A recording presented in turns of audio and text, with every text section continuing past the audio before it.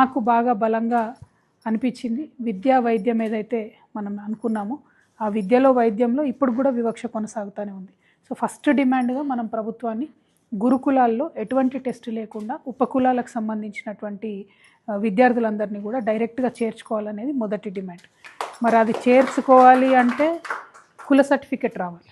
కుల సర్టిఫికెట్ అనేది ఎటువంటి చర్చల ఆస్కారం లేకుండా 57 ఉపకులాలకు డైరెక్ట్గా ఎంఆర్ఓలే సర్టిఫికెట్ ఇవ్వాలి. ఇది చాలా గట్టి డిమాండ్ చేద్దాము. దీనికోసం సపరేట్ కార్యాచరణ కూడా తీసుకున్నాం. ఎందుకోసం అంటే ఇవి గెజెట్లో ఉంది, స్టేట్ గవర్నమెంట్లో 57 కులాలు ఉన్నాయి కాబట్టి ఈ 57 కులాలను ఒక దగ్గర చేర్చి వీరందరికీ కూడా ఎంఆర్ఓ సర్టిఫికేట్ ఇవ్వాలనేటటువంటిది మేజర్ డిమాండ్గా చేసుకున్నాం. ఎంఆర్ఓ సర్టిఫికేట్లు వస్తేనే గురుకులాలలో కూడా మనకు సులభతరంగా వస్తుంది. అన్నట్టు చట్టంలో ఇతరత్ర మనకు వెసులుబాటు ఉన్నప్పటికీ ఆ వెసులుబాటు అనేది అందరికీ తెలియదు. మళ్ళీ అది రీఎన్ఫోర్స్ చేసే లోపల ఏదో అంటారు కదా, అమ్మవారు అయ్యగారు వచ్చే వరకు అమ్మ సాగదు అన్నట్టు అప్పటికి అడ్మిషన్ అయిపోతుంది, అన్నీ అయిపోతాయి. కాబట్టి అట్లా కాకుండా ఎంఆర్ఓ దగ్గర సర్టిఫికెట్ ఇవ్వాలనేది తొలి ప్రాధాన్యత డిమాండ్గా తీసుకున్నాం.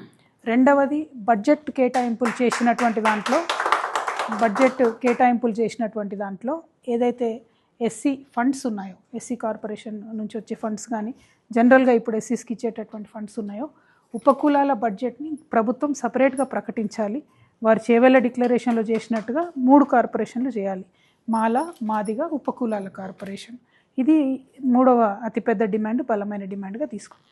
ఈ 3 మనం సాధించుకున్నట్టయితే ఒక నమ్మకం, ఒక కాన్ఫిడెన్స్ అనేది వస్తుంది. మీరు అన్నారు ఇంతకుముందు కూడా మమ్మల్ని ముఖ్యమంత్రి కాకముందు రేవంత్ రెడ్డి గారు పిలిచి ఇట్లానే కూర్చోబెట్టిండ్రు, ముఖ్యమంత్రి అయినాక మర్చిపోయినరు అని చెప్పి. ఆయన మిమ్మల్ని కాదు అందరినీ మర్చిపోయాడు. మొత్తం వాళ్ళు కాంగ్రెస్ వాళ్ళు ఇచ్చిన అన్ని హామీలు కూడా వాళ్ళు మర్చిపోయారు. వాళ్ళు ఒక్క హామీని కూడా నిలబెట్టుకున్నది లేదు, ఎవరికోసం ఏం చేసింది లేదు. విద్యార్థులు మర్చిపోయారు, రైతులు మర్చిపోయారు, మహిళలు మర్చిపోయారు, అందరూ మర్చిపోయారు. కాబట్టి మనమేం ప్రత్యేకం కాదు. మీరు అన్నట్టుగా నేను మర్చిపోనా అనేటటువంటి దానికి మిమ్మల్ని నేను కోరేది ఏదైనా కూడా అన్నము ఉడికిందా లేదంటే ఒక మెతుకు పట్టుకొని చూస్తే తెలిసిపోతుంది. నేను ఈ గత సంవత్సరన్నర కాలంలో చేసినటువంటి ఉద్యమాలు కానీ సాధించుకున్నటువంటి విజయాలు కానీ చూస్తే మన ఉపకులాల అంశం కూడా మనం తీసుకొని నేను అధికారంలోకి వచ్చే లోపలనే సాధించుకుందాం, బలంగా కొట్లాడు అధికారంలోకి. ఆ తర్వాత నన్ను అధికారంలోకి తెచ్చే బాధ్యత మీ మీదనే ఉంటుంది. కాబట్టి అధికారంలోకి రాకముందే బలంగా ఈ 57 ఉపకులాలని ప్రత్యేకంగా గుర్తించాలి, ఎంఆర్ఓ దగ్గర సర్టిఫికెట్లు ఇవ్వాలి, గురుకులాల అడ్మిషన్స్ ఇవ్వాలి, మా బడ్జెట్ మాకు ఇవ్వాలి అనేటటువంటి ప్రధాన స్రవంతి డిమాండ్స్తో ముందుకు పోదు. ఇందులో ఉపకులాల్లో మేజర్గా మీరందరూ చెప్పినటువంటి దాంట్లో అందరం కళాకారులమే. దాదాపు కళాకారులకు సంబంధించి మేము ఒక ప్రత్యేక కార్యాచరణ ఇదివరకే తీసుకున్నాం, అది మీకు అవగాహన ఉంటుంది. కళాకారులకు ఈ ప్రభుత్వం కళాకారులుగా గుర్తించి 500 రూపాయలు ఇస్తే కేంద్ర ప్రభుత్వం యాక్చువల్లీ 5500 ఇస్తుంది. 6000 పెన్షన్ వచ్చేటటువంటి ఆస్కారం ఉంది కళాకారులకు. ఈ ప్రభుత్వానికి ఎన్నిసార్లు చెప్పినా కూడా కళాకారులకు ప్రత్యేక మీటింగ్లు పెట్టినాం, జిల్లాకు మీటింగ్లు పెట్టి కూడా చెప్పినాం. ఇప్పుడు మెల్లగా కళాకారులకు సర్టిఫికెట్లు ఇస్తూ ఉన్నారు. సో ఆ కళాకారులకు సర్టిఫికెట్లు ఇవ్వడానికి మురళీధర్ దేశపాండే గారని సపరేట్గా పనిచేస్తున్నారు. వారితో మిమ్మల్ని కూడా అటాచ్ చేస్తాము.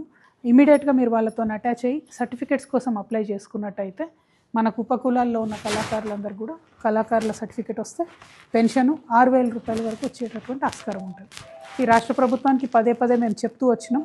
ఏమని అంటే మీరు ఒక 500 ఇవ్వండి, గుర్తింపు కార్డు ఇవ్వండి, గుర్తింపు కార్డు ఇస్తే చాలు మిగతా పెన్షన్ వస్తుందని చెప్పి. సో ఆ స్కీమ్లో మనం కళాకారులకు సంబంధించి మాట్లాడుకున్నాం. అదేవిధంగా దళిత పూజారులు బైండ్లకు సంబంధించినటువంటి సమస్య మీరు చెప్పడం జరిగింది. ఇవాళ రేపు ఉన్నటువంటి పరిస్థితుల్లో మొత్తం జీవన స్థితిగతులన్నీ మారిపోయినాయి. అసలు గ్రామ దేవతలుగా చిన్నగా ఉన్న గుళ్ళన్నీ కూడా పెద్ద ఆలయాలు అయిపోయి అక్కడ అందరూ కూడా వచ్చి పూజలు చేయడం జరుగుతుంది. బైండ్ల కానీ కుమ్మర కానీ మొదటి ఆధిపత్యం ఉంటుంది, మొదటి బోనం మట్టి బోనం ఎత్తేది ఉంటుంది. సో ఆ పాత ఆచారాలన్నీ కూడా డిస్టర్బ్ అయిపోయినాయి. సో నేనేమంటున్నా అంటే మనకు ఆ ఐడెంటిఫికేషన్ ఎట్లా చేద్దాం, ఎట్లా ఊర్లలో ఉండేటటువంటి గ్రామ దేవతలకు ఈ 57 కులాలు 57 కులాలు మనం ఒక ఐక్యంగా ఉన్నట్టయితే ఖచ్చితంగా దళిత పూజారులకు సంబంధించిన అంశం కూడా సాధించుకోవచ్చు. వాస్తవానికి మొన్న కూడా డిస్కషన్ చేసుకున్నప్పుడు ఏమనుకున్నామంటే గ్రామ దేవతలకు సంబంధించి ధూపదీప నైవేద్య స్కీమ్ వస్తలేదు ఎక్కువ, అవి రావాలి. గ్రామ దేవతలకు ఉన్న ఆలయాలకు సంబంధించి ధూపదీప నైవేద్యాలు వచ్చే విధంగా చేస్తే ఆటోమేటిక్గా మన పూజారులకు అనేది ఒక గుర్తింపు వస్తుంది. సో ఆ పాత పురాతన గ్రామీణ సంస్కృతిని పరిరక్షించుకునేటటువంటి దాంట్లో ఈ కులాలను ఎట్లా జోడించాలి, ఎట్లా కలుపుకోవాలి అనేది మాత్రం ఇంకా డీప్గా డిస్కషన్ చేసుకోవాలి. బట్ సాధించుకోవాల్సిన అంశాల్లో అది కూడా ఒకటని నేను బలంగా చెప్పగలుగుతాను. లిడ్ క్యాప్కి సంబంధించిన అంశాల్లో మీరు అన్నట్టు హైదరాబాద్ సిటీలో ఉన్న లిడ్ క్యాప్, గచ్చిబౌలిలో ఉన్న భూములను కూడా ఈ ప్రభుత్వం పరాధీనం చేస్తుంటే ఆ అంశాన్ని కూడా మేము లేవనెత్తడం జరిగింది.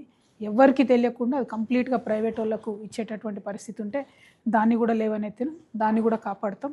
ప్రతి జిల్లాలో లిడ్ క్యాప్ భూములు ఉన్నాయి.